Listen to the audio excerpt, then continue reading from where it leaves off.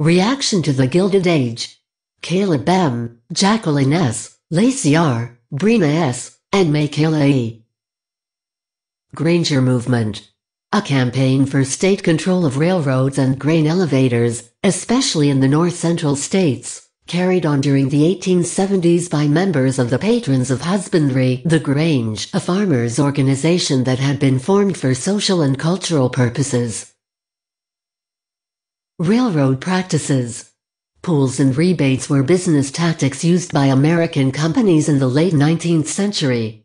In 1886, the government passed the Interstate Commerce Act in an effort to regulate the railroads, requiring them to provide rates that were reasonable and just.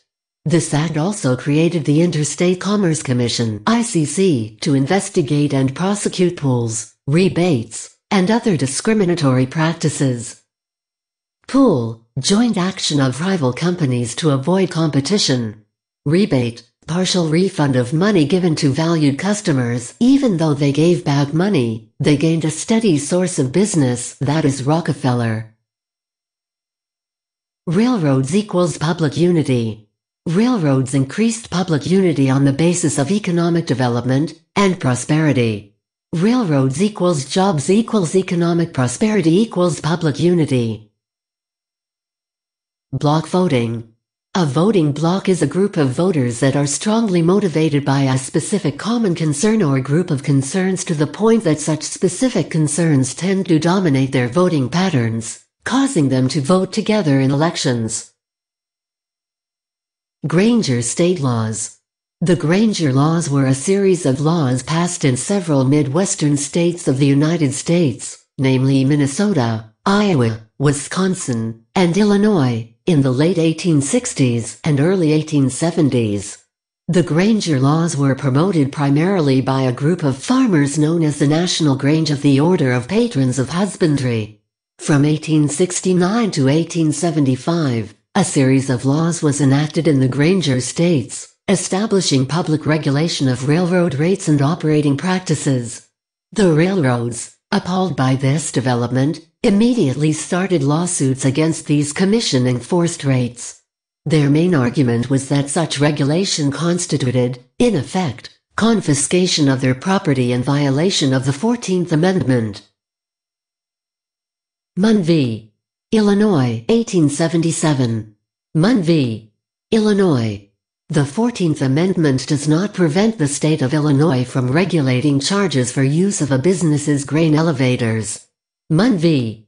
Illinois, 94 U.S. 113, 1877, was a United States Supreme Court case in which the court upheld the power of government to regulate private industries.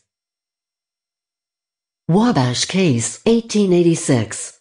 Wabash Case, popular name for Wabash, St. Louis and Pacific Railroad Company v. Illinois, decided by the U.S. Supreme Court in 1886.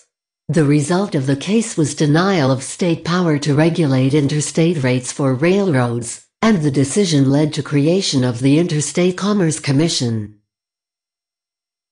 Interstate Commerce Act, 1887.